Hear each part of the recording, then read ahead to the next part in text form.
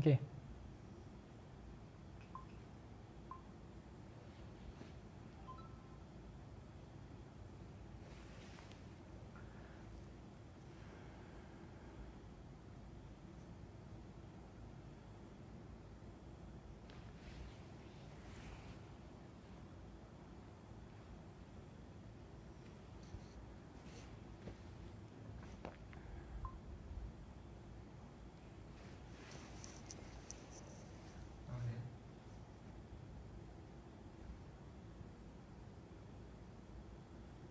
Okey. Minta maaf. Biasalah newbie.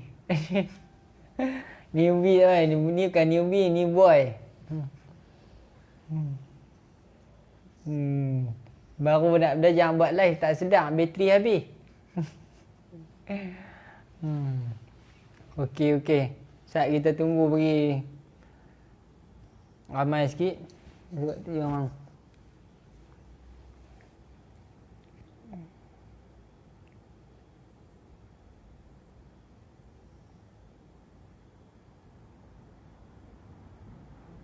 Minta maaf.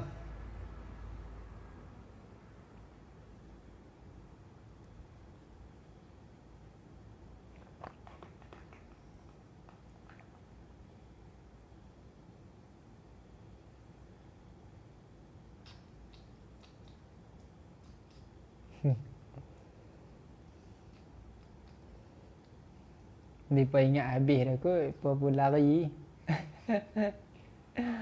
Pun lari apa ni beritahu. Main-main betul lah ni dah. Berhenti tak ada penutup tu. Jenis potong tengah jalan. Potong tang selekoh.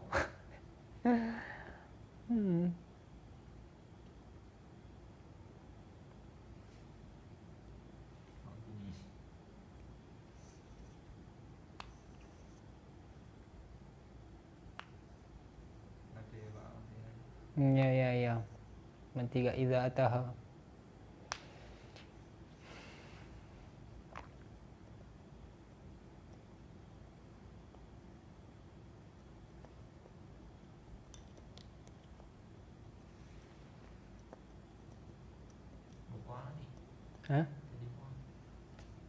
Tadi 9, tadi berapa belas? 15.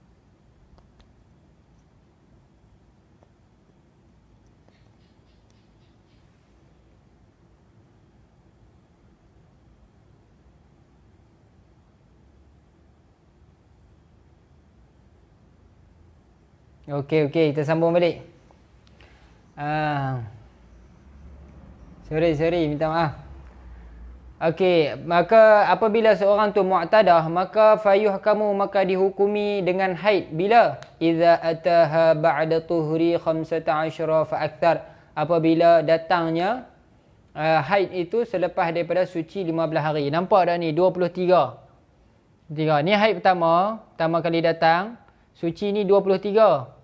Sedangkan dia kata apabila telah ada suci lebih daripada 15 hari, 23 kan lebih daripada 15. Bila lebih saja 15 hari, datang pula kali yang kedua, maka ketika itu orang tu dipanggil mu'tadah.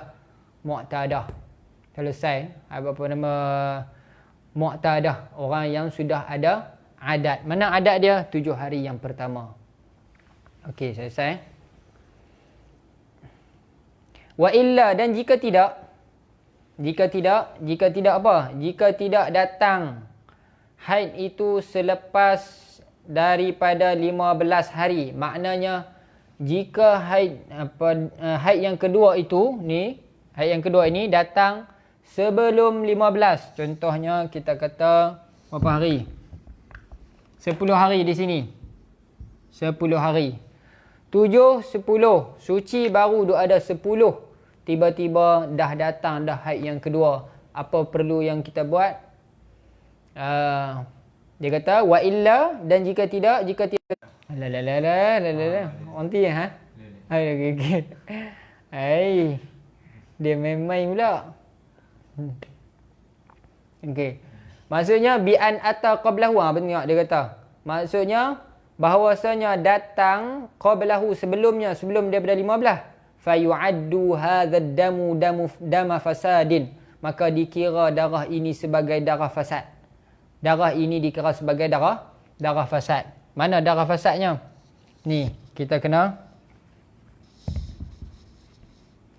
bila kira sebagai darah fasad, fatukammilu aqallat tuhri, maka disempurnakan akan sekurang-kurang suci.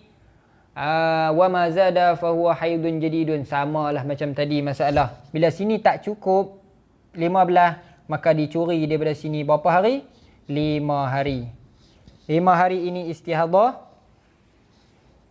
Istihadhah 2 hari di sini haid.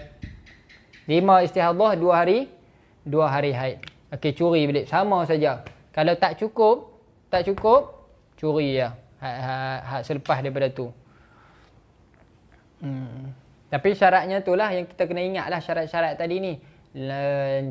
Dalam lingkungan dalam lingkungan 15 kira haid semua. Kalau luar daripada 15, kalau dia bersambung sebelum dengan selepas, itu dikira sebagai kembali kepada 7 masalah. Kalau tak bersambung, itu dicuri haid yang ke depan dia. Haid yang depan dia dijadikan sebagai istihadhah sebahagiannya. Okey, selesai ya. Thumma idza hakamna bi annahu, ini kaedah yang perlu kita ingat apa itu mubtadi'ah, apa itu mu'tadah. Kalau masalah takmil tadi, menyempurnakan suci macam mana, ini kaedah atau formula-formula yang perlu kita ingat sebelum kita memasuki masalah istihadhah. Kerana masalah istihadhah agak orang panggil apa, berbelit-belit sikit. Dia perlukan asas yang agak kukuh untuk kita nak faham masalah istihadhah. Kalau tidak, kita akan keliru pada masalah istihadhah tu. Okey. Selesai. Summa idza hakamna, kemudian apabila sikit lagi kita minta masa dalam sampai 12 20. Nah. Summa idza hakamna bi annahu haidun, kemudian apabila kita hukum ia itu haid, maka diperintahkan, disuruh kita ini menjauhi apa yang orang haid itu wajib dijauhi. Seumpama min nahwi saumin wa salatin wa wat'in, daripada puasa, sembahyang dan wati. Jadi tiga benda ni diharamkan bagi orang yang haid. Maka apabila seorang itu nampak haid, maka diharamkan bagi dia perkara-perkara ni, sembahyang, puasa dan wati dan sebagainya, pegang Quran, baca Quran, lalu di masjid dan sebagainya. Wala tantaziru bulughahu yawman wa lailatan, dan jangan dia menunggu sampainya darah itu sehari semalam. Walaupun tak sampai sehari semalam lagi, dia tetap tidak boleh melakukan apa yang orang haid tidak boleh lakukan. Sebab apa? Amalan bil-zahiri min anna dhalika haidun, kerana beramal dengan zahir bahawasanya yang datang itu adalah haid. Baik, kita tengok contoh dia sikit.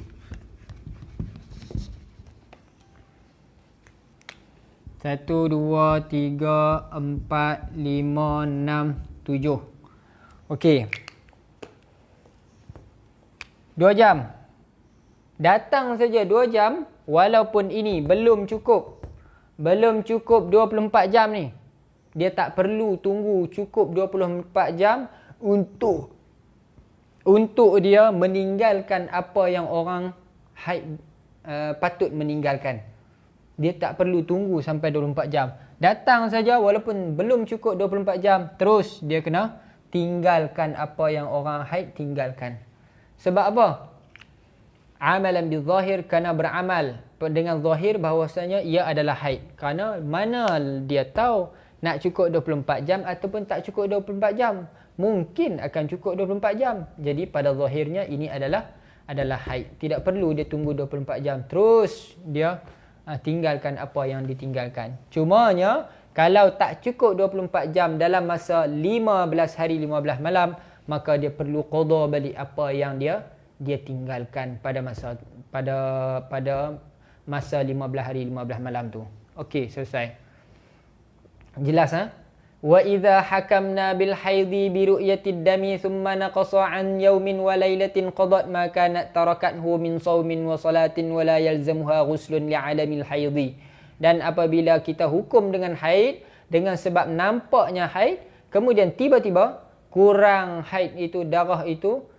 darah itu daripada sehari semalam, maka dia perlu qada balik apa yang dia telah tinggalkan daripada sembahyang puasa, dan tidak wajib baginya untuk mandi kerana bukannya haid.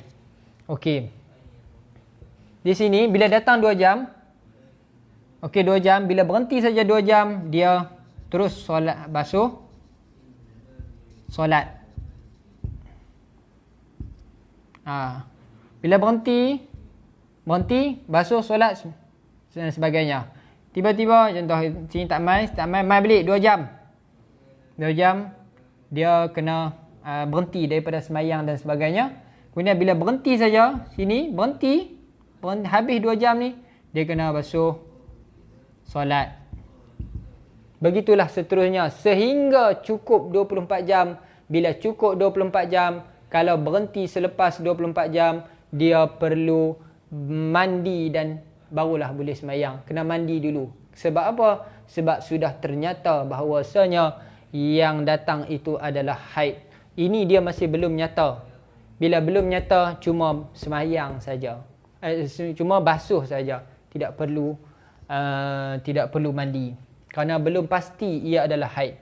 Kalau selepas 24 jam, barulah dia pasti kata haid. Barulah dia mandi dan sembahyang. Okey, selesai ya. Okey, 5 minit lagi. San. Ambil buriah. Buka yang tempat semalam. Okey, sanian yang kedua. Sanian yang kedua, nanti esok kita masuk masalah khilaf antara Imam Nawawi dengan Imam Rafi'i. Yang kedua, mata yuhkamu laha bituhri. Maka mata yuhkamu laha bituhri, bilakah dihukum seseorang perempuan itu bituhri dengan suci? Bila seorang perempuan tu dikatakan suci? Yang tadi dia dikatakan haid. Yang sekarang ni bilakah dia dikatakan suci? Macam mana kita nak tahu kata dia itu suci? Baik. Kama annal mar'ata tahidu bi ru'yatid dam, seperti mana seorang perempuan itu dikatakan haid bi ru'yatid dami, dengan semata-mata melihat darah. Kadzalika fa innaha tadkhuru bi inqita'id dami ba'da bulughi aqallihi. Seperti demikian itulah, macam itulah bila seorang perempuan itu suci,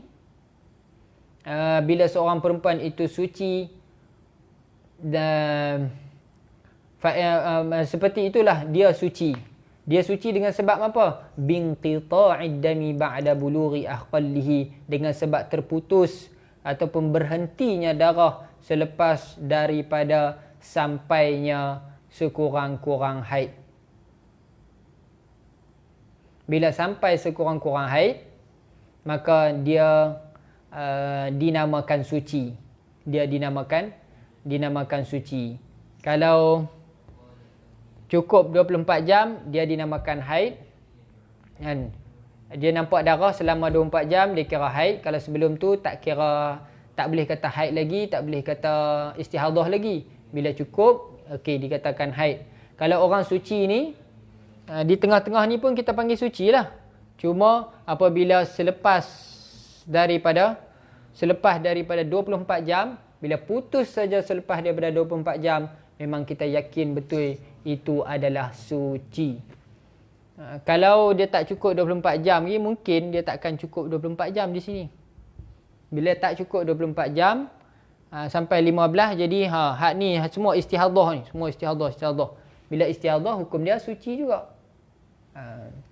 Jadi sini dia nak bagi tahu kata suci itu dengan sebab bila putus darah selepas daripada sampai sekurang-kurang haid, iaitu 24 jam, maka yakinlah itu kita boleh katakan dia adalah suci sebenar. Memang suci betul. Bukannya suci main-main lah, suci nakak ke tak. Dia memang suci betul. Okey, jelas. Ini mudah ya. Apa tanda dia suci? Bi an kharajatil qutnatu naqiyatan laysat 'alaiha syai'un min atharid dami. Bahawasanya keluar qutnah, kapas itu dalam keadaan naqiyatan. Naqiyatan ni maknanya bersih, suci bersih. Laisa 'alaiha syai'un min atharid dami. Tidak ada padanya syai'un, sesuatu daripada kesan darah. Bersih tanpa ada kesan darah, barulah dikatakan dia itu suci daripada haid. Kalau masih ada kesan-kesan darah walaupun warna kuning, kuning ke, keruh ke, apa merah ke apa sebagainya, maka dia masih belum dikira sebagai suci. Nak dipanggil suci seorang tu bila dia cek, dia masuk, dia masukkan kapas pada kemaluan dia yang zahir, maka dia tengok, dia keluarkan kapas itu tidak ada kesan darah. Bila tidak ada kesan darah, barulah dia dikatakan sebagai suci. Okey, selesai satu, jelas Apabila dia suci, apabila dia tengok tidak ada kesan darah, maka dia dah tahu kata dia suci. Apa yang perlu dia lakukan? Fatu'maru bil ghusli was salati was sawmi. Maka ia diperintahkan dengan mandi, solat dan sembahyang. Ingat, mandi hadas tidak boleh di dalam haid. Tidak boleh ketika haid. Masih ada haid, kita sengaja pergi mandi hadas, tidak boleh. Kerana mandi adalah sebahagian daripada ibadah. Ibadah dalam haid tidak boleh, hukumnya haram. Okey, selesai. Mayang tak boleh, puasa pun tak boleh. Kalau mandi biasa tak apalah. Jangan mandi niat mandi hadas, tak boleh. Wa yahillu watuha, dan halal watinya. Wati pun boleh, tak ada masalah. Bila berhenti kosong, jalan. Bismillah. Boleh. Fa in 'ada fi zamanil haidi tabayyana wuqu'u ibadatiha fil haidi. Maka jika kembali pada masa haid itu, kembali lagi darah di dalam masa haid. Dalam masa haid maksudnya apa? Masa haid 15 hari, 15 malam. Kembali balik. Bila kembali balik, tabayyana wuqu'u ibadatiha fil haidi. Ternyata bahwasanya berlaku ibadah dia itu fil haidi, di dalam haid. Terbukti ataupun jelas bahwasanya dia melakukan ibadah itu dalam keadaan haid. Kan kita kata tadi, apabila darah ada satu, kemudian dia suci, kemudian darah pula, jadi suci-suci yang ada di tengah tu semuanya dihukumi sebagai haid. Maknanya bila amalan-amalan yang dia lakukan dalam masa suci ni, bermakna dia dah melakukan di dalam masa haid. Bila dia melakukan di dalam masa haid, jadi adakah dia berdosa? Tak berdosa. Sebab tu dia kata fatu'maru biqada'is shaumi faqat. Maka diperintahkan, disuruh dengan qada, puasa sahaja. Yang berlaku dalam suci tadi, puasa yang kita lakukan di dalam masa suci di antara dua haid tadi, naqaq yang kita panggil tadi, tidak sah. Puasa tu tidak sah. Bila tidak sah, perlu qada. Adapun sembahyang tak perlulah. Sembahyang ketika haid hukumnya haram. Cuba tengok ada ke tak ni power bank ni. Satgi tak berapa banyak pula, piak pula. Ada. Wala ithma 'alaiha, dan tidak ada dosa di atasnya, wala 'ala zawjiha bil wat'i, dan tidak ada dosa. Dia puasa dalam masa haid tak berdosa, dia sembahyang dalam masa haid tak berdosa. Wala 'ala zawjiha bil wat'i, dan tidak berdosa juga di atas suaminya dengan sebab mewatikan dia, menyetubuhi dia. Tak ada dosa. Walaupun kita nampak dia telah mewati di dalam masa haid. Okey, jelas. Sebab apa? Sebab apa tidak berdosa? Sebab apa boleh? Sebab apa tak berdosa? Li bina'il amri 'ala adh-dhahiri, kerana dibina urusan perkara ini 'ala adh-dhahir, di atas zahir. Apa makna bina atas zahir? asalkan kita nampak itu adalah haid, bila berhenti itu adalah suci. Jadi kena buat apa saja orang yang suci buat. Ini kaedah yang sangat-sangat penting bagi kita untuk kita pegang. Ada darah haid, tak ada darah suci. Ada haid, tak ada darah. Ada haid, ada darah haid, apa tak ada darah itu suci. Bila suci, buat apa saja yang kita diwajibkan. Kita wajib buat apa saja yang diwajibkan ke atas kita. Kalau sampai 15 hari tak cukup 24 jam, maka semuanya adalah istihadah, maka perlu qada balik semua. Kalau sampai cukup 24 jam, okey, mafi muskilah, tak ada masalah situ. Tak ada masalah. Tak perlu qada, tak perlu apa dan tidak berdosa. Cuma puasa sahaja qada. Okey, jelas Summa in qata'a ad-damu ba'da dhalika hukima bi tuhriha wa hakadha ma lam ya'buril 15. Kemudian jika putus lagi darah selepas daripada itu, dihukumi dengan tuhur. Bila putih lagi, suci. Datang haid. Wa hakadha ma lam ya'buril 15. Seperti demikian itulah, macam itulah selama mana tidak melangkaui 15. Kalau melangkaui 15, okey, dia akan kembali kepada 3 masalah yang kita cerita tadi. Kalau bersambung, dia akan kembali kepada 7 masalah. Kalau tak bersambung, dia akan takmilut tuhri, menyempurnakan suci, cukupkan 15. Yang baki lagi tu haid yang baru. Okey, jelas Kemudian kita masuk, ini perbincangan ni agak rumit sikit, sebab dia banyak berlaku dalam realiti kita.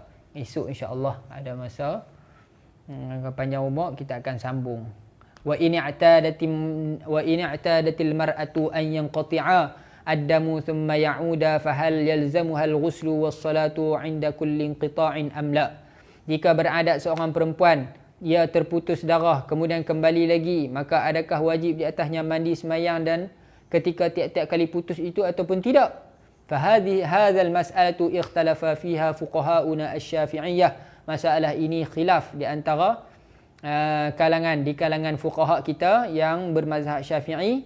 Kata Imam Rafi'i annaha la taf'alu linqita'i syai'an mimma marra. Dia tidak perlu melakukan apa-apa ketika dia putus tu.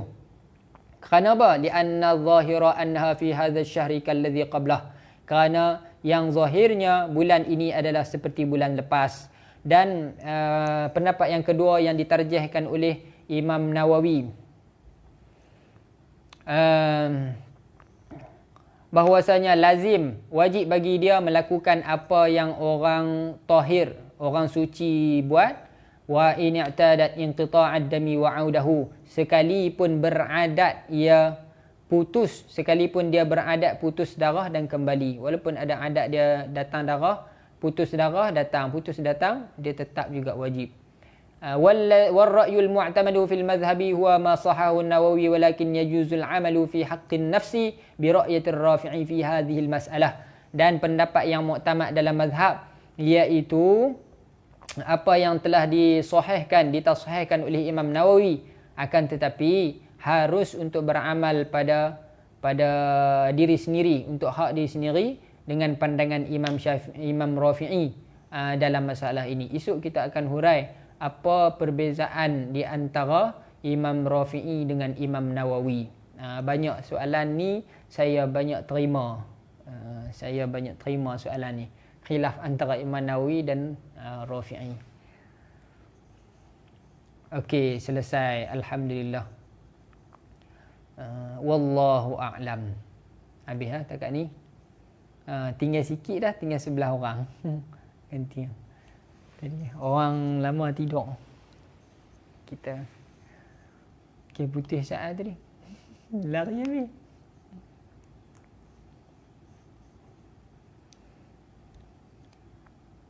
Okey, jelas, alhamdulillah, selesai. Kalau tak ada apa-apa, ada. Okey, tinggal orang lelaki je ke? Yang lelaki, permintaan Ustaz Zakaria. kemarin dia minta urai ada satu masalah. Kita nak cerita sikit. Siap tengok. Sikit nak minta masa. Ha? Apa dia? Siapa yang nak berhenti dulu ataupun cukup takat ni, tafadhal silakan. Sebab saya nak sambung sikit lagi atas permintaan soalan Ustaz Zakaria.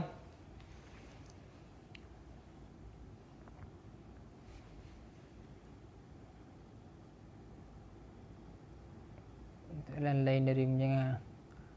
Boleh. Nur Hayati Syahrudin, boleh tanya soalan lain dari pembincangan hari ini tak? Boleh, insya-Allah. Kalau saya boleh jawab, saya akan cuba. Kalau tak boleh, saya tangguh dulu. Kalau sudah memiliki syahwat, lima itu juga lagi nak ikhtiar dan hilang syahwatnya. Okey, Ustaz Zakaria, ni sikit.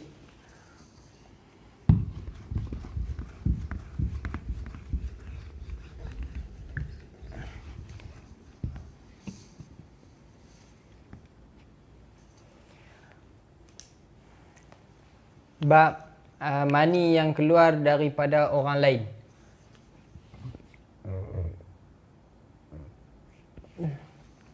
Syarat keluar mani yang diwajibkan mandi adalah mani daripada diri sendiri. Betul tak? Mani daripada diri sendiri. Kemudian dia keluar daripada mani orang lain. Maksudnya, kalau mani itu bukan mani dia. Kalau mani itu bukan mani dia, maka tak diwajibkan mandi. Kerana syarat diwajibkan mandi itu adalah mani dia sendiri. Sedangkan mani yang keluar daripada dia adalah mani orang lain. Jadi dia ada beberapa syarat di sini. Yang pertama, perempuan itu besar. Yang kedua,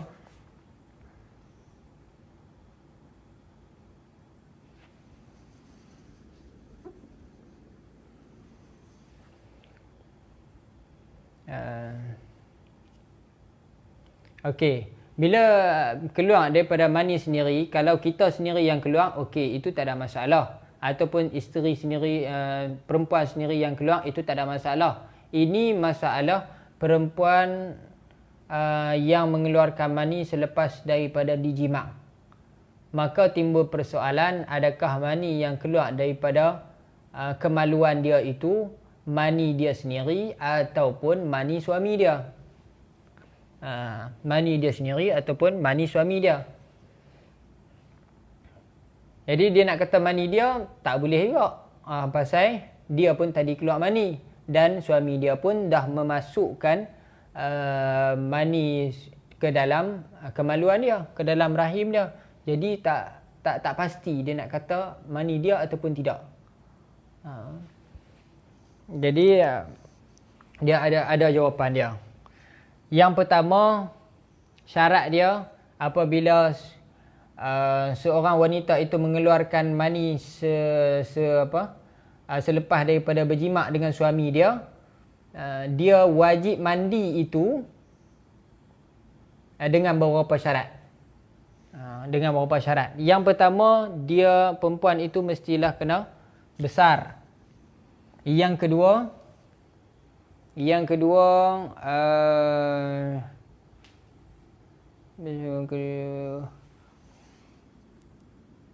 waktu jaga. Dijimak dalam waktu jaga. Perempuan yang dijimak itu adalah perempuan besar. Dan perempuan yang dijimak itu ketika jaga. Yang ketiga, tidak dipaksa.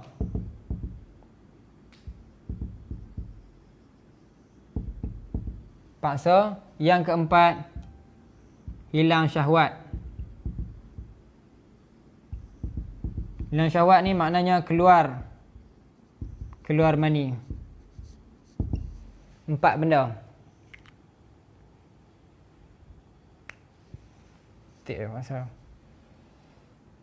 Tidak dipaksa ni makna ikhtiar lah. Ikhtiar, pilihannya. Jadi 4 benda. 4 syarat yang diwajibkan bagi seorang wanita itu sekiranya dia berjimak dengan suami dia, maka dia mani yang keluar daripada suami dia selepas daripada dia mandi, dia kena mandi balik. Dia kena mandi balik. Yang pertama, perempuan tu besar. Kalau perempuan tu lawan dia, perempuan tu kecil. Kalau perempuan tu kecil, tak perlu mandi balik. Tidak perlu mandi. Sebab apa? Sebab yang keluar itu bukanlah mani dia, tapi mani suami dia. Kerana budak kecil tidak ada mani. Yang kedua waktu jaga, maknanya waktu tidur. Tidak waktu tidur. Kalau si suami menjimak isteri dia dalam waktu tidur, maka sudah pasti mani yang masuk dalam rahim itu mani suami dia. Dan bila keluar pun itu mestilah mani suami dia, bukan mani dia. Sebab dia tidak keluar mani, dia dalam keadaan tidur. Dengan tidur dia tidak ada syahwat. Bila tidak ada syahwat, macam mana nak ada mani? Okey. Yang keempat, tidak dipaksa. Kalau dipaksa dia tidak ada syahwat. Bila tidak ada syahwat, macam mana? Kalau dia ada syahwat pun dia tak akan mengeluarkan mani. Bila tidak akan mengeluarkan mani, macam mana nak katakan yang keluar daripada dia tu adalah mani dia sendiri. Mestilah mani lelaki yang memasukkan dalam rahim dia. Yang keempat, hilang syahwat, maknanya keluar mani.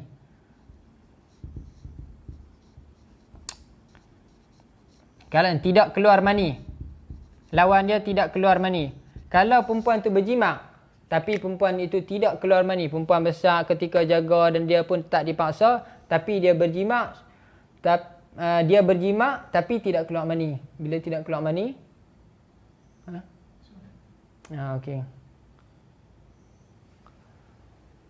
Baligh. Besar tu makna baligh, Ustaz. Besar itu makna baligh atau merujuk pada saiz tubuh badan, baligh. Kerana orang yang tidak baligh tidak ada mani. Kalau ada ada unsur-unsur mani pun dikira sebagai najis, macam air kencing saja. Okey, kalau yang syarat yang keempat mesti kena keluar mani. Bila berjimak keluar mani, yakin keluar mani si isteri dia. Kalau isteri dia tidak keluar mani, tetap juga kita boleh katakan yang keluar daripada kemaluan dia itu adalah mani suami dia, bukan mani dia. Kita jelas. Jadi 4 syarat ni lah kena ada. Kalau hilang satu syarat, dia tak besar, okey, tak dinamakan. Walaupun dia dalam keadaan tidur, dalam keadaan jaga, tidak dipaksa, hilang syahwat pun, kalau dia kecil, tak kira mani. Kalau dia dalam tidur, walaupun dia besar, walaupun dia jaga, walaupun dia besar, walaupun dia tidak dipaksa, walaupun dia hilang dia punya syahwat dia, tapi dia dalam keadaan tidur, mana boleh hilang syahwat dalam keadaan tidur? Tak boleh, kan? Mana boleh? Itu jelas. Kalau okey, bila berjimak, dia cukup syarat-syarat sekeliling semua ni, cukup syarat-syarat jimak, si suami pun dah melepaskan mani dia ke dalam rahim isteri pun dah keluarkan mani. Jadi bila dia mandi, isteri tu pun mandi, lepas daripada mandi, keluar lagi. Adakah dia wajib mandi? Wajib mandi. Kerana apa? Mani yang keluar itu adalah mani yang bercampur di antara mani dia dan mani isteri dia. Walaupun pada tahap zon, dia cuma zon saja itu adalah mani dia. Kerana apa? Kerana ada mani suami dia, ada bercampur dengan mani suami dia. Mungkin yang keluar tu hanya mani suami dia, bukan mani dia. Dia cuma tahap zon je, tapi menempati tahap yakin. Kerana apa? Dia kiaskan dengan masalah yang sebelah. Kalau budak kecil, yakin kata yang keluar tu adalah mani si lelaki. Kalau dia dalam keadaan tidur, yakin yang keluar tu adalah mani lelaki. Kalau dia dalam keadaan terpaksa, yakin mani itu adalah mani suami. Kalau dia tidak hilang syahwat, maknanya dia tidak keluar mani, yakin yang keluar daripada rahimnya tu adalah mani suami dia. Sama juga macam lelaki, kalau dia mengeluarkan mani, kemudian dia mandi, lepas mandi masih ada keluar lagi mani yang tertinggal, yang berbaki di dalam dia punya saluran kencing dia tu, kemudian keluar hukum dia pun sama, kena mandi balik lagi sekali. Sebab apa? Khurujuhu min nafsih, keluar itu keluar daripada diri dia.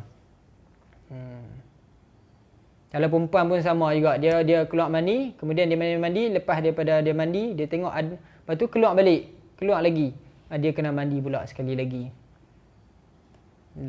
Mana wajib berhimpun 4 syarat? Ya, betul, wajib berhimpun 4 syarat.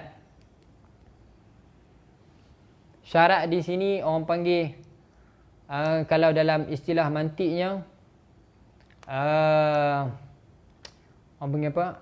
Mani'atu jam'ain wa khuluwin. Mani'atu jam'ain wa khuluwin. Tidak boleh mani'atu jam'ain, tidak boleh berhimpun,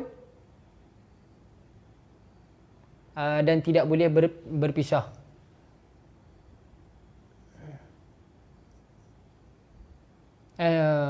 Tujawizu jam'ain. Mani'atu khuluwin, silap. Mani'atu khuluwin, tidak boleh berpisah. Semua syarat ni tidak boleh berpisah. Mani'atu khuluwin, mesti kena. Mani'atu khuluwin, tidak boleh semua itu hilang. Masa semua kena ada. Walaupun satu hilang tak boleh.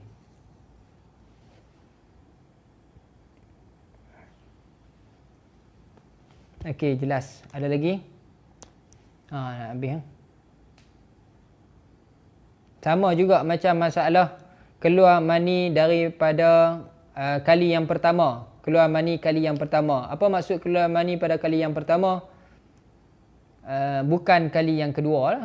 Kali yang kedua macam mana? Dia keluar mani, kemudian dia ambil mani tu balik, masukkan balik ke dalam diri dia.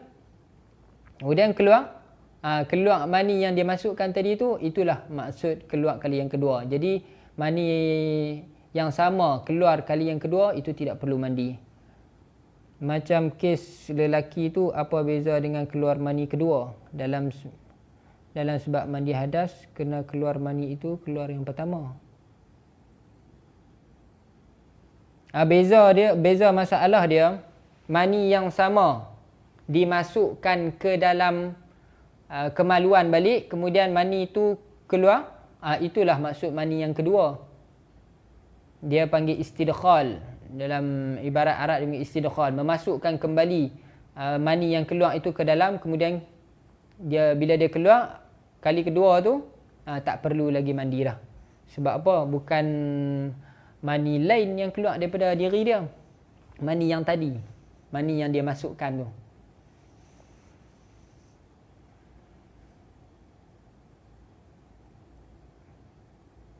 Yang ni yang masalah mani yang pertama juga, sebab keluar daripada badan dia. Dia bukan masukkan balik.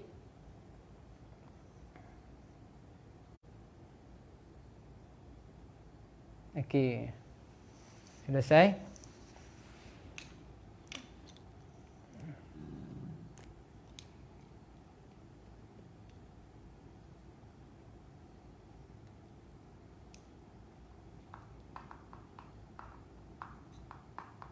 Ada lagi.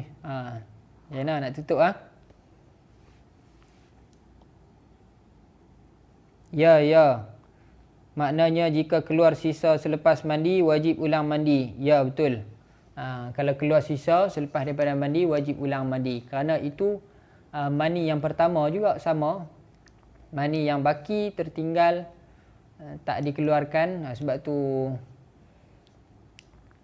dia kena kencing lepas daripada mani keluar tu untuk nak habiskan mani yang baki yang tertinggal kat dalam tu. Kita kena kencing supaya keluar habis.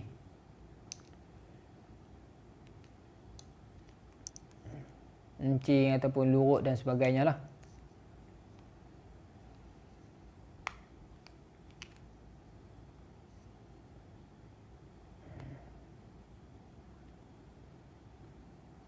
Dia sebut kalau dalam kitab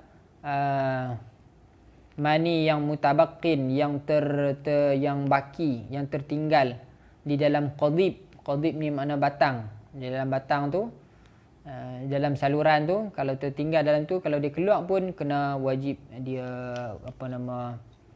mandi semula. Ya, sebab itu bukan surah keluar mani kali kedua dak.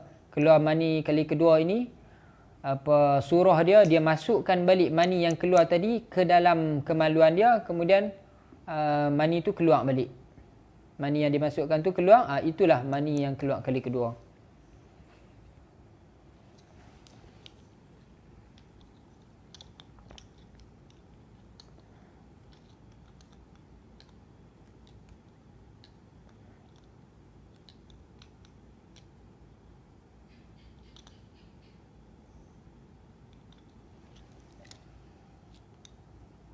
Ada lagi? Ada tadi minta maaf. Nur Hayati Syahrudin. Minta maaf tak jadi panjang sikit soalan ni. Jadi tak sempat. Ada nak tanya apa tadi? Nur Hayati.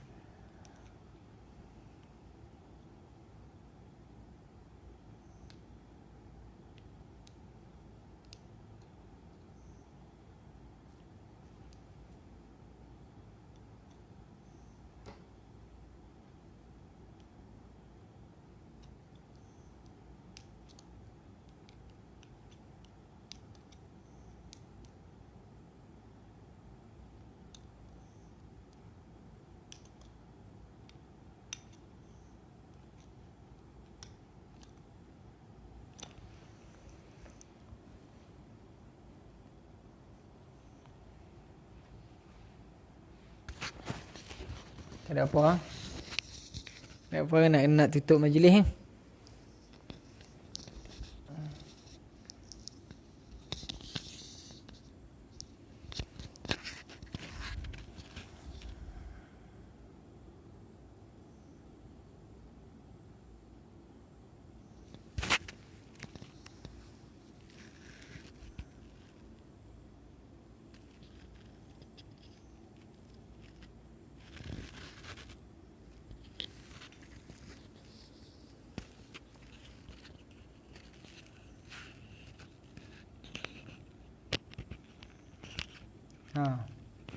Tak ada apa dah. Tak ada apa, kita tutup majlis kita.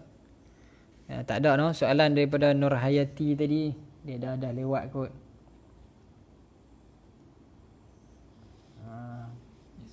Esok insya-Allah.